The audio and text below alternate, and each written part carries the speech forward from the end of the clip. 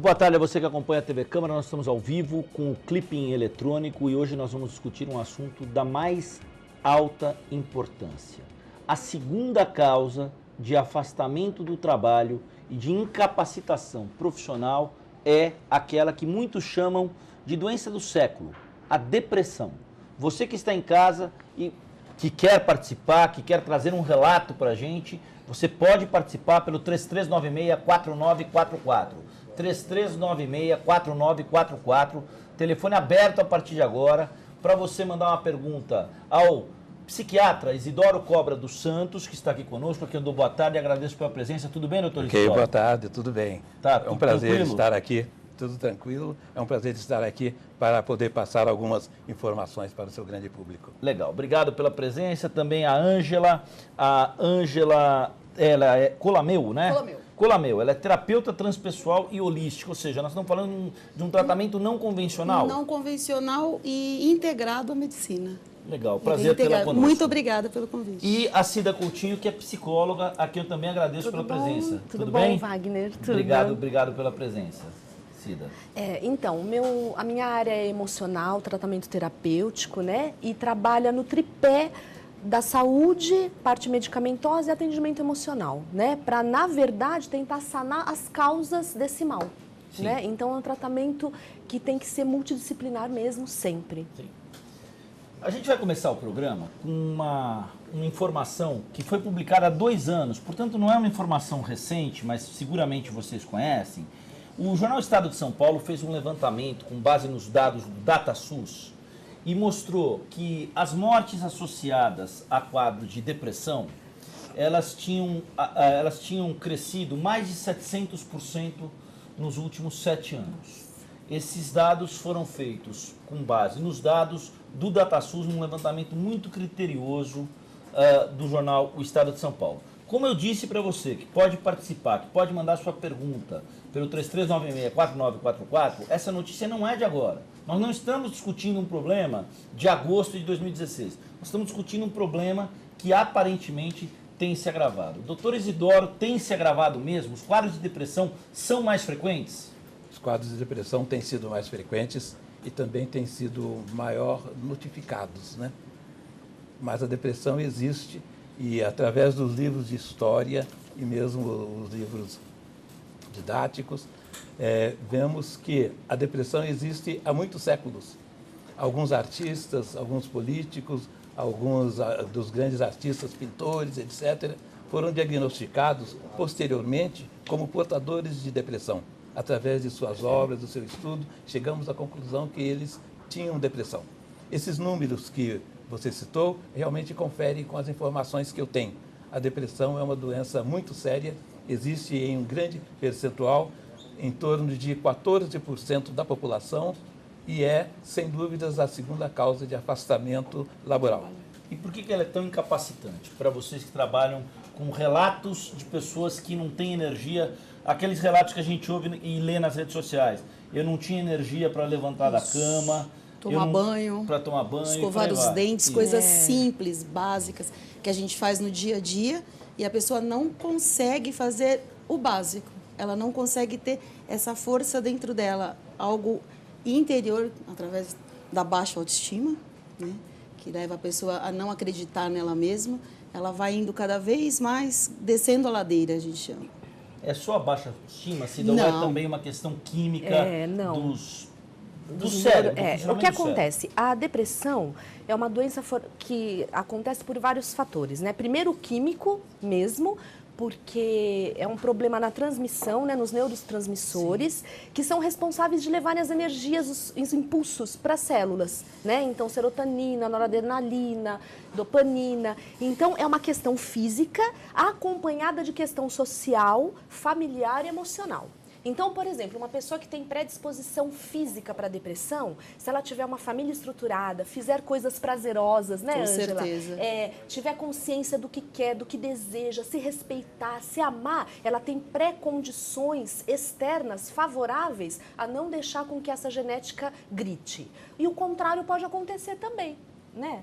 Isidora, a pessoa pode não ter predisposição nenhuma para ter problema na transmissão, naqueles neurotransmissores, mas ter condições externas péssimas, né? Estar infeliz, não se amar, se colocar em último lugar, se preocupar extremamente com o outro, e isso vai gerar um quadro de depressão, às vezes crônica. Com certeza. E isso, muito, além da parte bioquímica do cérebro, está ligado também às crenças das pessoas, né? Então, a gente fala de crença limitante. A pessoa não acredita que é capaz. Ela é capaz. Todo mundo é capaz. Não existe quem não seja capaz. Mas essa crença limita.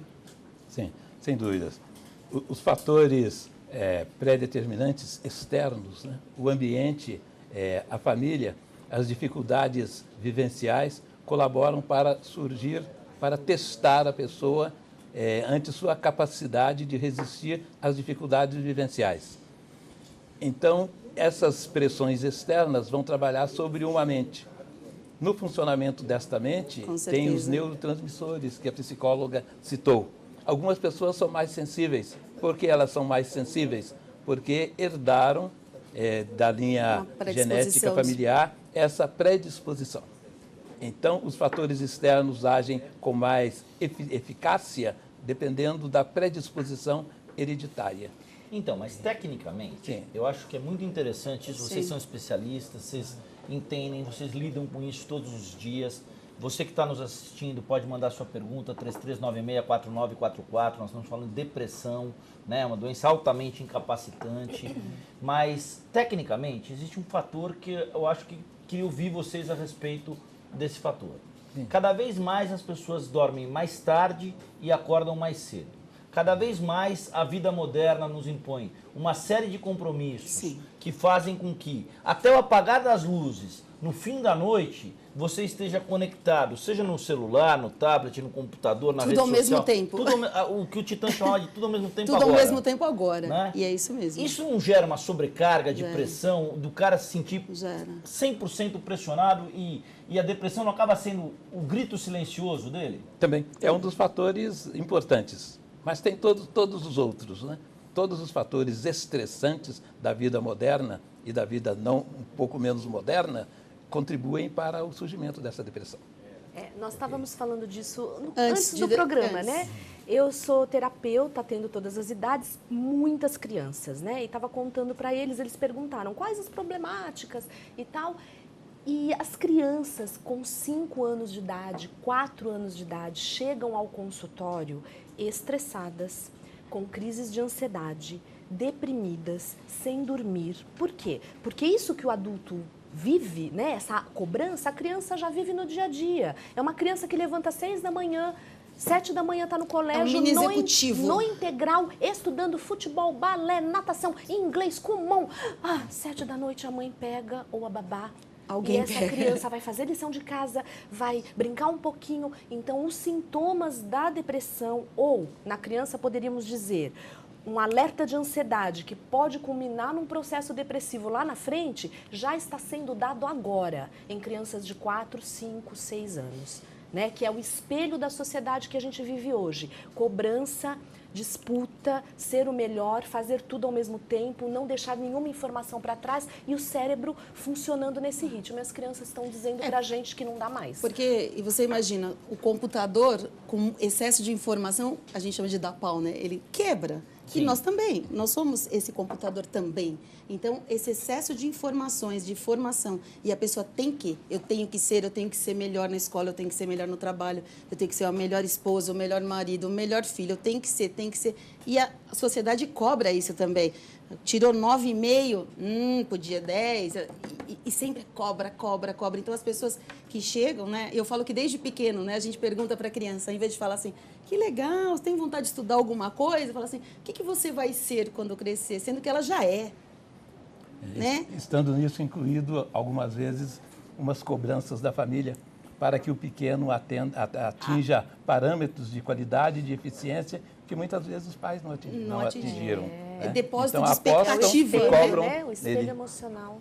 Ou seja, jogar no filho a expectativa A daquilo que expectativa. você queria que Fazer tivesse essa na sua vida. projeção. Com certeza, projeção. Eu queria ganhar o dinheiro, mas eu não tive estudo, eu não ganhei o dinheiro. Eu queria ser bailarina, não fui, mas agora eu trabalho 13 horas Minha por filha dia, vai ser. não vejo a minha filha, não ponho ela para dormir, não conto uma história, mas ela vai ser bailarina, porque eu posso pagar o balé. Então, uma inversão, pelo que eu percebo em atendimento clínico, uma inversão de valores em relação ao que é necessário e ao que é saudável, né? De verdade. Então, a mãe pode pagar o balé, a natação, o que for, Sim. mas ela perde horas, momentos preciosos de convivência que constroem o emocional daquela criança.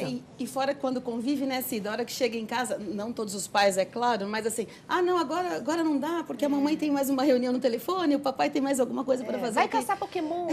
Nossa, Deus do céu. Então, todo esse trabalho, né, esse trabalho multidisciplinar é muito importante para essa pessoa com distúrbio de humor, com depressão, seja qual for, ela ter essa cura. Então, A Cida usou uma palavra agora há pouco, Ângela, que eu acho que é interessante colocar na mesa para vocês debaterem, Diga lá. como especialistas que vocês são. Ansiedade. Né? As crianças estão, no relato dela, Ansiosas. cada vez mais. Aí ela falou, as crianças de 5 anos chegam no consultório com um grau de ansiedade elevado e tudo mais. Eu queria que vocês falassem um pouco mais, didaticamente, para o nosso telespectador, para quem está nos assistindo agora ao vivo, como é que é essa associação, doutor Isidoro, Sim. entre ansiedade como um fator de predisposição ou de complementariedade à depressão? Ansiedade é a expectativa, poderíamos reduzir assim, da seguinte pergunta: será que eu vou conseguir? Isso. Será que eu vou satisfazer essa cobrança que estão fazendo? Ok? Será que o que eu fiz está certo? Então, na cabeça da criança sempre vai haver essa expectativa que foi produzida pelas cobranças externas. E na medida em que ele não consegue ampliar, atingir essa ansiedade, essa cobrança, pode gerar uma espécie de depressão. Puxa vida, não consegui. Então, eu sou um fracassado. Okay? Então, a gênese poderia vir parcialmente daí.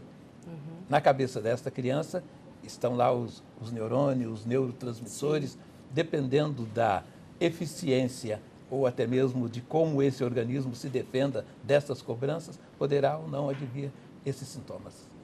A ansiedade, o que acontece com a ansiedade no quadro da depressão, né? E vocês também veem isso todo dia. Ela pode ser um gatilho. Então, a criança não necessariamente é ansiosa, mas ela está ansiosa como um grito de socorro. De alerta mesmo. Prevendo que vai acontecer uma crise depressiva lá na frente. Ou não. Muitas vezes o deprimido, ele começa com episódios depressivos. E, gente, vamos tomar cuidado, porque ser depressivo não significa estar com depressão, né? Existe um tipo de personalidade que é o depressivo, que é aquela pessoa com energia vital menor, que já é complicado, tem uma predisposição, mas não necessariamente ele vai ter uma depressão. Ele tem episódios depressivos, ele é depressivo. Então, muitas vezes, não é a ansiedade que dá o gatilho, mas uma pessoa, por exemplo, ativa, brincalhona, que ri, alegre, começa a ficar depressiva. Amuada, triste. Melancólica, chateada. Nos cantinhos. E esse é o gatilho. Também chamado de distímico. E aí, esse é o gatilho da depressão. Então, para cada indivíduo, como que esse gatilho se altera? De acordo com a vivência da pessoa, do dia a dia, e com o tipo de personalidade. E com a predisposição física ou não. Então, cada indivíduo mostra um gatilho diferente. Crises ansiosas, episódios depressivos, episódios agressivos. A pessoa sabe que está acontecendo algo dentro dela, não quer admitir, não sabe o que é e começa a se irritar com tudo. É um gatilho, talvez, também anunciando as depressão. perdas reais. Né? Exatamente. Perda do emprego, do parente. Traumas concretos, né? Okay. Sequestros, assaltos que hoje violentíssimos, né? A pessoa não é depressiva, ela não tem predisposição, mas ela estava no carro dela, com o filho dela. E aconteceu Eu tenho algo. um exemplo clássico de uma amiga próxima, estava com o filho de 10 anos no carro, uma quadrilha parou o carro, desce, vai matar, vai morrer, tal. Ela tá deprimida e com síndrome do pânico. Sim. Ela não é depressiva, mas ela está E deprimida. o que acontece também que eu vejo que chega na minha sala, no meu consultório, são as pessoas quando chegam lá, elas não acreditam nelas. Não acreditam no que sente. Porque aí você começa a investigar, e a pessoa provavelmente já está fazendo um outro tratamento também, mas você começa a trabalhar, é uma pessoa que, quando era pequena, às vezes via cenas na casa, assim, briga de pai com mãe, essas coisas que a criança vê e que acontece em qualquer caso, né? E aí fala, mãe, o que está acontecendo? Não está acontecendo nada. Aí o pai, não está acontecendo nada. Aí começa assim, bom, o que eu percebo não é o que está acontecendo, então eu não posso acreditar no que eu estou percebendo. Isso que eu percebo não é verdade. Ô, Ângela, como é que é esse trabalho de terapia holística? Quando a gente fala em terapia holística, e aí eu acho que é legal você como psicóloga, ele como psiquiatra, a gente vê uma questão, às vezes um tanto quanto mitificada, outras vezes um tanto quanto alvo de algum tipo de preconceito, porque se associa a terapia holística por questões que a gente conhece, que vão de processos de meditação, cromoterapia, reiki, musicoterapia e por aí vai. Há um pupurri variado dessas questões. E aí você fala assim, não, mas isso é renovador. Você sente muito preconceito nessa questão da dimensão holística? Eu já senti bastante. Eu estou na área há 20 anos, né? Mas de uns 10 anos para cá vem melhorando. As pessoas vêm acreditando mais, né, com a história do reiki sendo difundido, boas massagens, bons acupunturistas, bons terapeutas dentro da área que vão somar, vão se integrar com toda a medicina. E todo o trabalho que eu desenvolvo, no meu caso, é com meditação. É levar a pessoa a se perceber e a se conhecer, né? A olhar como ela funciona e aceitar como ela funciona. E aceitar como está para saber para onde ela vai. Então, para quem está nos assistindo e estranhou o termo, e talvez não conheça o termo, a perspectiva holística nessa área de tratamento, ela contempla uma linha que clinicamente os médicos também procuram, que é uma prerrogativa mais humanista. Isso. A percepção do ser humano como um todo, e não nas suas multifacetadas funções. sim, sim. Hoje eu trabalho integrado, tenho um psiquiatra, que é um colega, não trabalhamos na mesma clínica, mas nós trocamos, porque ele trabalha, né, com remédio, e aí o mamar o remédio e o desmamar, né? Então eu trabalho junto com ele, esse fator desses clientes que tomam remédio, né? E eu vou trabalhando realmente através da meditação, algumas massagens, reiki, acupuntura, tudo isso que você citou, é todo o trabalho que eu faço, mas sempre levando a pessoa a se conhecer. Tá, eu acredito e já acompanhei de perto alguns trabalhos importantes da terapia holística. Na clínica em que eu trabalho, podemos falar o nome, Clínica Maia. Clínica Maia, que fica em Taboão da Serra, atendemos dependentes químicos, que pelo que vemos aí na mídia é muito difícil de recuperá-los. Mas com a ajuda dos terapeutas holísticos, uma grande ajuda, nós temos conseguido recuperar um bom percentual desses pacientes.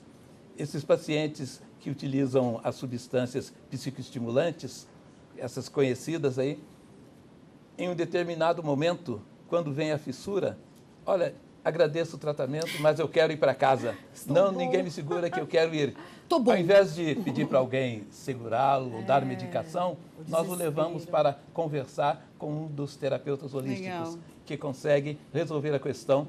E o paciente, repensei, vou continuar meu tratamento. Continuar. Esse é o sucesso, esse é o Porque caminho, né? esse O caminho é é um da caminho. integração. Exatamente. Esse é o caminho. Não existe exclusão, É existe integração. multidisciplinar, né? Isso, essa Todo esse integração problema. eu acho muito importante. Trabalhamos também. lá com a equipe multidisciplinar e graças a essa multidisciplinaridade temos conseguido recuperar um bom número de pacientes. Ah, que bom. O que eu percebo no consultório, né? Você estava falando da diferença e do preconceito. Existia muito preconceito.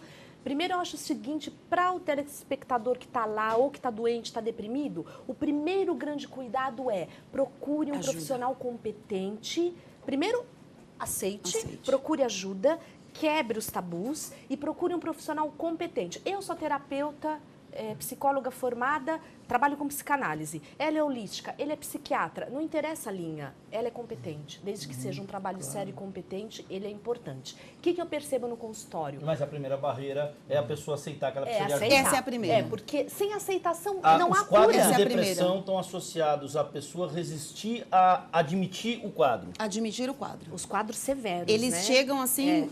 Ela fica severa, né? Então a pessoa acha que frases do tipo você não arrumou a cama hoje? Como você é preguiçosa? Começa Nossa, com a preguiça, não penteou o achar que é cabelo? preguiça. Para começar, aí tem uma questão bem de gênero, É, inclusive, nossa. como se a atribuição de arrumar a cama fosse da mulher. Exatamente. Exatamente. Preconceituosa em todos os sentidos, com a Sim, depressão sempre. e em todos os sentidos. Ah, você não vai pra balada com a gente? Tá ficando velha. E essa pessoa começa a abraçar a fala do outro como uma crítica e começa a se embutir. Nossa, eu não posso deixar ninguém perceber. Não, depressão. Quem tem depressão é fraco. E no momento que isso acontece, ela deixa de aceitar e sem aceitação não há cura. E aí agrava. Agrava, E até né? mesmo para iniciar o tratamento precisa ser conduzida um pouquinho Exatamente. isso pela mão por alguém da família. Muitas vezes Posso eu- fazer um parênteses importantíssimo? Pode. Ele é psiquiatra e o tratamento é basicamente medicamentoso. O cliente chega no consultório, não sei se com a Ângela acontece a mesma coisa, ele não consegue falar. Se ele está em depressão profunda, ele senta na minha frente, ele nem está lá. Então, qual é a primeira atitude? Chamamos a família. Olha, então, ele não vai conseguir aproveitar nada desse processo terapêutico. Eu quero que ele vá num psiquiatra, indica-se o psiquiatra, ele precisa tomar remédio. Quando ele estiver medicado, traga de novo. Na hora que esse cliente volta, com 15 dias de medicação, conseguindo ouvir, não é tão dolorido, ele começa a interagir com o terapeuta e o processo de cura se inicia. Tá, então eu vou dar um dado para vocês que eu queria colocar aqui na mesa e que é um dado que, na minha opinião, fala por si só, mas vocês que são os especialistas que vão comentar. Organização Mundial de Saúde, a cada 40 segundos, uma pessoa tira a própria vida. Sim. Sim. 40 segundos. Nós estamos no ar há 20 minutos. Nesses 20 minutos que nós estamos no ar nesse programa, você faz a conta, 20 minutos dividido por 40 segundos, para você ter um Quantas parâmetro pessoas dado morreram? da OMS, da As Organização Mundial da pessoas, Saúde. elas chegam e sem perspectiva. Quando eles chegam no meu consultório, eles falam assim, tô sem saída. Essa é a palavra, sem saída. Não vejo saída para nada, para trabalho, para casamento. Aí você vai ver, às vezes, a pessoa é muito bem sucedida até financeiramente, tem uma família teoricamente estruturada, né, esposa, filhos, e a pessoa ela se sente assim acuada e sem saída. E fala assim, não tem mais para onde ir, não tem mais. Esse é o perfil do suicida, que ele se sente sem saída e assim. E o que eu sinto que ele não quer morrer, ele quer que essa parte dele morra. Parece um paradoxo, mas é a crença, é a doença que tem que morrer e não a pessoa. E muitas vezes, infelizmente, eles chegam a tirar a própria vida. Associado a isso, a baixa estima. A baixa Ele estima. não se gosta. Né? Mas Não se gosta. ainda a gente voltando para a questão da ansiedade, como um canalizador, né, como um propulsor da depressão, eu queria tocar em alguns assuntos com vocês que eu acho que também fazem parte desse quadro e que eu queria efetivamente ouvir de vocês, acho que o nosso telespectador também quer ter essa impressão, que é um negócio que está sendo considerado aí um termo novo, nomofobia. Nomofobia. No mobile fobia. O pânico que toma conta das pessoas quando elas estão sem bateria no celular ou numa praia deserta que não tem Wi-Fi. Sem Wi-Fi. Ó, você vai na praia deserta, você está no campo de nudismo, mas não tem Não, Wi-Fi. você está procurando sinal. É. E aí? É a sensação de querer estar conectada e com amiga. É muito falso essa coisa. Ela acaba trazendo o falso, não chega o falso, né, que Esse a pessoa é aparelho falsa. aqui, até que ponto ele é um deflagrador da ansiedade que pode levar a algo maior? Porque ele se sente, assim, pertencente a um grupo. Então, eu estou no grupo seu do WhatsApp, eu estou no seu grupo do Face, eu estou no seu grupo, Ele é uma forma dele se sentir pertencente. E muitas vezes essa pessoa não tem, e que isso faz contribuir com o aumento da ansiedade, ele não tem amigos assim, pertinho. É só online. É uma busca coletiva, né? Então, tem se estudado muito esse assunto e chegado à seguinte conclusão, psicologicamente falando. Na medida que eu estou totalmente fora e estar conectado o tempo todo, eu vou fazer tal coisa, o grupo inteiro sabe, mas teu amigo pessoal não sabe.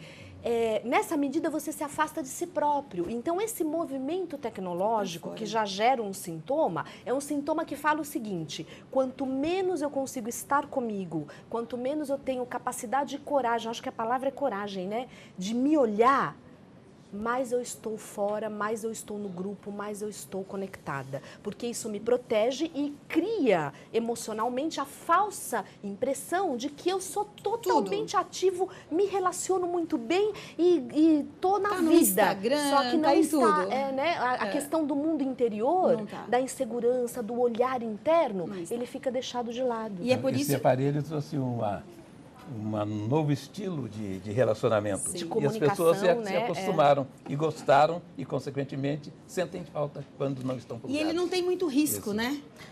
Você É um não tem relacionamento sem vínculo risco, e sem sem vínculo. profundidade. Você pode falar assim, nossa, hoje eu tô ótima, E mas você foi uma está cara... chorando, você está digitando e chorando. O Bauman, né, sociólogo polonês, Sim. certa vez ele veio, autor de Modernidade Líquida, certa vez ele veio dar uma palestra aqui na CPFL, aqui em São Paulo, e ele disse o seguinte, Cida, eu tenho 86 anos, eu não tenho 50 amigos, e eu vejo adolescentes de 15, 16 anos Com 5 mil amigos. 5.000, 4.000. Né? Então, assim, existe uma disfunção do nosso tempo do conceito de amizade. Também. E se o conceito da amizade é fazer parte de grupo, efetivamente o conceito de amizade é aquilo de trocar Quantidade, confidências. né? Tudo mais. Mudou Tem o uma frase conceito. genial, não me lembro, uma frase genial do Milor Fernandes que diz assim, que amigo é aquela pessoa para quem a gente fala tudo aquilo que a gente gostaria de falar pra gente. Pra né? gente. Exatamente, né? E essa questão do volume, né? 5.000 amigos no Face e tal, ela vai na contramão da profundidade. Exatamente. E do vínculo. Por que é muito mais fácil? Eu tenho adolescentes, né? Muitos em consultório. Então, o que eles contam? Então, eu tava lá sábado. Aí, sábado à noite, o que você fez? Eu tava lá no computador, tá. Mas você não desceu? Ah, não, Cida. Por quê? Porque a gente tava se falando pelo Face. Ué, mas você não tocou a campainha interfone e desceu com a galera? Não. Ah, mas eu tô namorando. Quem? Uma menina do prédio. Ah, mas já ficou? Não, a gente só namora pelo Face. E quando vocês se veem? isso. Ah, a gente não se fala. A fantasia do relacionamento Em todos os oco, níveis. né? Superficial. Do carinho oco, do carinho de Superficial. açúcar, Do amor que tá na líquido. capa, né? Superficial. Porque é muito mais difícil para o jovem de 15 anos chegar para a garotinha no prédio e falar, vamos ficar? E ouvir, não. Eu não gosto de você. Exatamente. É mais fácil a fantasia. Então, a tecnologia favorece essa fantasia social, amorosa e pessoal que vai na contramão do vínculo, do encontro, da qualidade de relacionamento. O senhor estava concordando, eu queria que o senhor falasse sobre isso como associado à questão da depressão.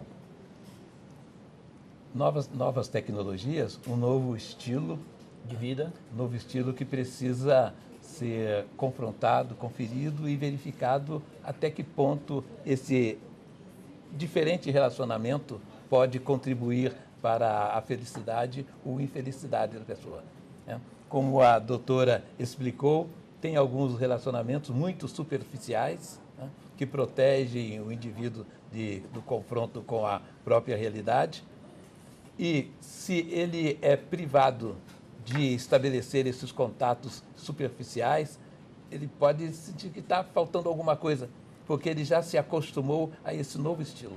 Genericamente, é possível a gente falar que a mulher tem mais depressão que o homem, que existe uma faixa etária prevalente? Sim, sim. Os estudos dessa porcentagem que ele trouxe, atualmente é levantado que 22% das mulheres deprimem para 16% dos homens. E a gente não pode esquecer, né, Ângela, o detalhe da depressão pós-parto e a terrível, tenebrosa depressão da época da menopausa por conta dos hormônios. Das perdas emocionais, físicas, Síndrome de do ninho papéis, vazio. do ninho vazio, da perda da feminilidade. Então, são situações focais específicas para a mulher, Porque né? ainda, principalmente nessa idade da mulher, quando ela vai entrando na menopausa, tem um estigma, assim, né? Nossa, tá ficando velha. Para o homem, né? Ele vai ficando de cabelo branco, Charmoso, tá bonitão, charmoso. tá charmoso. A mulher, assim, nossa, você não tem mais a capacidade de procriar.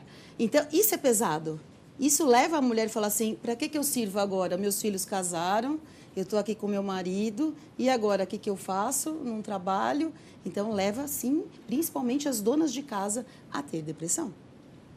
Seria interessante que procurassem profissionais da psicologia, né, da terapia, para mostrar a elas que há uma grande gama de possibilidades, Nossa, de coisas infinitas. que podem fazer.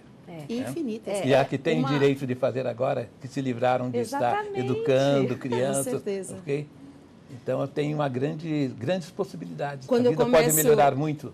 Quando a gente começa um trabalho com a meditação, né, a gente estava falando dessa coisa telefone, conexão de internet, as pessoas falam, nossa, mas eu vou ter que ficar comigo esses 5 minutos, vou ter que ficar observando a minha respiração, eu não consigo. É quase que assim, como assim vou ter que ficar comigo? Eu não estou acostumada. E demora, tanto é que a gente, né, tem essa coisa do mindfulness, né, que é o estar atento aqui e agora, e começa-se com 1 minuto. 1 minuto, e assim, 1 minuto de relógio, assim. E vai gradativamente. E vai gradativamente, 2 minutos, 3 minutos, observando a respiração até ela chegar a observar, né? Estou pegando o copo, vou tomar água, observar sem julgar. E aí também entra, esse é o fator mais importante, o não julgamento. Como ele está acostumado com essas coisas de cobrança, cobrança, cobrança, ele também é um ser que cobra. Então, as carreiras que têm mais incidência de depressão são conhecidas. Professores e jornalistas. Não há nada pior do que você ser professor ou jornalista. E Se TI. for os dois, então é uma desgraça. Tá? É isso que eu ia falar. TI também. Pessoal, executivos. Executivos, Bastante executivos. Assim, eu percebo no consultório... Policiais, enfermeiras, Área caras da de TI, saúde. Aí tem os caras de fatores TI, estressantes, né? professores e jornalistas. Fatores estressantes. Fala, doutor Isidoro. Sim, essas profissões têm muitos fatores estressantes, né, que podem... Estressantes e também são levados a reflexões muito frequentemente, né? O resultado dessas reflexões e desse incidente de estresse pode levar a depressões reativas, né? Depressões endógenas, depressões mais fortes, dependendo da carga genética que o indivíduo Sim. tenha. Mas enquanto fator oriundo de um acontecimento externo, né, da profissão, do exercício da profissão, essas são das mais frequentes. Doutor, não tem tem algum dado de estudo da pessoa com depressão, principalmente das pessoas que são executivas e depois vão para o álcool ou drogas, essa coisa? Tem associação? Não Não tem. Não tem essa associação. Não tem. Os executivos são desafiados, né, sempre a produzirem um grande progresso para as suas empresas, para as entidades em que trabalham. Meta. Isso, produzir Entendi. metas, atenderem, cumprir metas, bater metas, etc. Mas não são pessoas Isso. com essa predisposição, o senhor que trabalha com alcoolismo. E pensando nesse assunto, a gente entende por que a área do coaching cresceu tanto. Sim. Né? Porque o que é o coaching? É um atendimento de redirecionamento de carreira, que inclusive, base gente, quem psicológica. está assistindo pode ser feito por qualquer profissional que vai lá e se especializa em coaching. Sim. Igual a orientação profissional para o adolescente. Só que para um profissional, vamos supor, o Wagner hoje decide, não aguento mais esse estresse de câmera. O que eu vou fazer da minha vida? Peraí, quais são as minhas capacidades? Depois você me dá seu telefone. Lá fora a gente conversa. Vamos avançar essa conversa. Quais as capacidades dele hoje para que ele possa redirecionar a carreira, ser menos estressado, menos cobrado, mais feliz e ganhar dinheiro? O coaching faz isso. Voltando à mulher da menopausa, né? Peraí, por que esta mulher está na menopausa? Aquelas mulheres que no decorrer da vida não se abandonaram, continuaram se colocando em primeiro lugar, que não assumiram ter filhos, ser mãe como profissão e ser esposa como profissão e se encontram dentro do mundo, têm uma enorme probabilidade de deprimirem menos na menopausa. O que você está falando é da pessoa ser, né? Ser. A pessoa ser. E a gente usa hoje muito ter, né? Ter, inclusive, fazer, né? E o fazer. Inclusive, Até ter tem uma o brincadeira título, do né? fazer humano. Fazer O ser humano. se tornou um fazer fazer humano. humano. E os papéis, né? Como a pessoa adere ao papel, né? E quando ela Ela adere, eu sou mãe. Não, Sou esposa, sou terapeuta, psicóloga, sou isso, né? sou Peraí, aquilo. se isso daí não der Você está. certo, e se a sociedade, se arrebentar uma guerra aqui, eu não tiver mais cliente, tá, eu sou terapeuta, mas quem eu sou antes de ser terapeuta? Que indivíduo sou eu? As pessoas fazem essa reflexão? Ou só fazem essa reflexão em meio a uma crise? Em meio a uma Só em crise. meio a uma crise e no meio do processo terapêutico, clínico, Isso. holístico, de autoconhecimento, de busca, que pode vir por outros setores, tipo religião, espiritismo, cromoterapia, budismo. A pessoa encontra o caminho mais favorável para ela Sim. e vai atrás desse Se você autoconhecimento. perguntar para a pessoa assim, quais são os seus defeitos? A pessoa fala... E as qualidades? E as qualidades? Em seleção é muito comum, né? Ah, é pra falar de mim? É. Ah, eu não tenho muitas qualidades, mas defeito todos, Todos. né? Então, volta na autoestima, né? Na baixa autoestima. E o se conhecer, eu acho que a base toda da depressão, né, dessa doença. De qualquer doença, na verdade. Doença, peraí, quem eu sou? É o autoconhecimento. E como eu não criei tem por essa onde. doença, né? Se eu criei, eu posso descriar, digamos assim, né? O poder é o comecei mesmo. com ela, então, por onde eu entrei, por que porta eu entrei? Por essa porta que eu entrei é a porta do caminho de volta. E muitos, quando chegam na crise, o que eles querem? Assim, não tem nada para eu amanhã já tá legal? Uma sessão dá? Eles chegam assim, quantas sessões eu vou ter? Fala, quantos anos você está nesse processo? Eu queria, antes da gente encaminhar para o encerramento, e aí a gente ser mais propositivo no encerramento, mas eu queria que vocês falassem um pouquinho da questão associada a distúrbios do sono, insônia, aquela coisa da ansiedade ao dormir, e como isso também interfere nos quadros de depressão. Começamos por você, Ângela. Sim, por conta dessa demanda do externo, né? Essa demanda da pessoa que está para fora o tempo todo e conectada o tempo inteiro, ela se sente perdendo. A maioria, quando chega no consultório, eles falam que não desligam o celular para dormir, né? Fica conectado, a internet está ali, e o telefone hoje é um computador, né? Ele tem tudo. Ele fica ali, e se tocar, ele está pronto. Então, isso gera já uma ansiedade que o telefone pode tocar a qualquer hora, o WhatsApp pode bipar ele a qualquer hora, ou qualquer outra rede pode bipar, e ele está ali de prontidão. Essa prontidão começa a levar ele para um quadro de ansiedade. Não vão me chamar, não vão... Isso, claro que a pessoa não fica pensando isso conscientemente. Começa a gerar o que a gente chama de aflição, uma sensação de... O que está acontecendo? Eu não sei, mas eu não durmo, porque pode acontecer. Aí pode acontecer alguma coisa lá fora, pode estar acontecendo, pode ir, e aí começa a levar esse quadro de ansiedade. Por dois mecanismos, ansiedade e depressão podem incomodar o sono. A ansiedade por produzir neurotransmissores, que indicam que a pessoa precisa estar preparada para resolver alguma coisa. Então, o resto das discussões de uma empresa, o executivo leva para a cama e fica fazendo cálculos, né? Pensando como vou resolver isso, como vou resolver aquilo. No que ele pensa essas questões incisivas, produz neurohormônios que o mantêm acordado. Já o depressivo, também pela via dos neurohormônios, fica pensando no próprio fracasso, que está triste, que a vida não tem sentido, pois ele poderá fazer duas alterações no sono, ou dormir excessivamente para esquecer um pouco, ou ainda perder o sono buscando uma saída para a sua dor interna. Ou desligar, né? A grande virtude nesse sentido, e aí eu acho que a Ângela também pode falar, é você ter a capacidade de desligar, de desconexão, né? Exatamente, né? por isso, Que é um recurso, essa né? a necessidade fisiológica do sono. Para a pessoa desligar, descansar. Eu tenho alguns amigos que são executivos. Eles entram em férias e levam o celular e ficam monitorando o que está acontecendo na empresa. No escritório. E e-mail. Né? Assim, eu tenho dois amigos que são presidentes de empresa. Então, assim, primeiro que as férias do cara sempre é de uma semana. Já começa daí. Não Quando não vendem as férias. Segundo, os caras mandam a mulher e os filhos para a Europa, vão lá, passam uma semana, os filhos ficam, a mulher fica e eles voltam. Você vê muito tudo isso muito na praia. complexo, né? Na praia acontece muito isso. Isso é muito ligado à insegurança, né? Porque, primeiro, ninguém é insubstituível. A partir do momento que um ser humano imagina que se afastar pode significar perder, ele considera que ele não é tão necessário assim, ou no mínimo não confia tanto na capacidade dele. Então, a insegurança, a baixa autoestima, a necessidade do poder, de fatores externos, né, do status, do se fazer necessário, criam esse sintoma, né? Porque vai que ele fica 15 dias e a empresa anda. Vai que ele fica 30 dias e eles faturam mais. Que decepção. O que vai acontecer? Então, fatores também que atrapalham o sono, né? É ficar pensando na vida, no futuro, na incapacidade. Para o deprimido, como ele disse, existe ou a fuga, ou existem dois tipos de alteração de sono na depressão. Alguns deprimidos, porque a depressão é total vazio, né? Inclusive de pensamentos. E quando o pensamento vem, é ruim. Nesse total vazio de pensamentos, o cérebro não se desliga.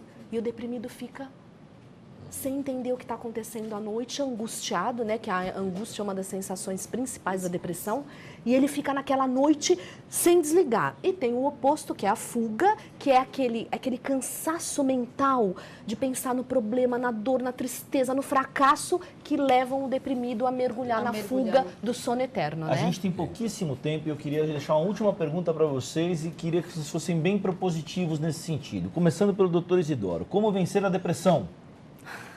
É necessário Que perguntinha, hein? procurar tratamento. Isso é verdade. E aí vem uma segunda pergunta, onde procurar o tratamento? Vou procurar uma psicóloga, uma terapeuta ou médico?